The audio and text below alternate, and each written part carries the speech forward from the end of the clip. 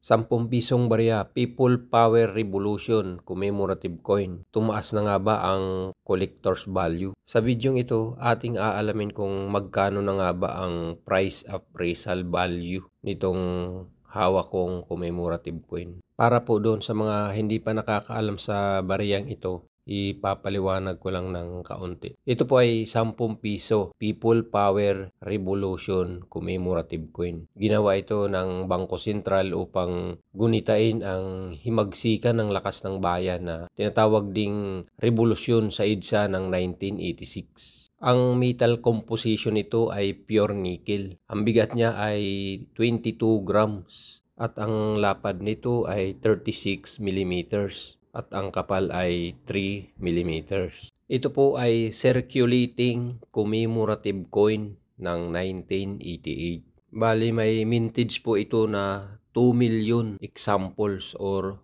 piraso. At na-demonetize naman ito noong May 1, 2020.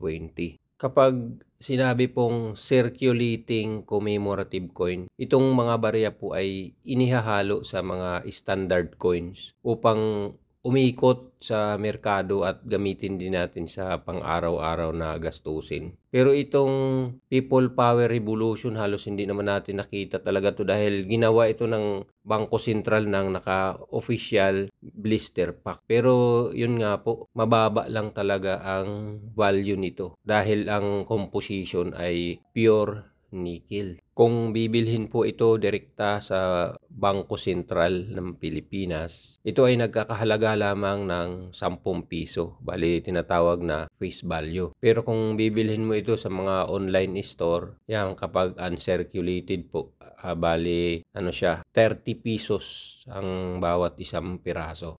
Pero ang issued price talaga nito nung unang labas ay 40 pesos po ang bawat isa. Sa ngayon, nabibili naman po ito, depende na lang po sa pangangailangan ng kolektor o magiging buyer ninyo. Ngunit huwag kayo mag-expect ng mataas na halaga. Pero ako, hindi po ako bumibili na ng ganito dahil yun nga po, mayroon akong ganito tapos mababa lang kasi ang value.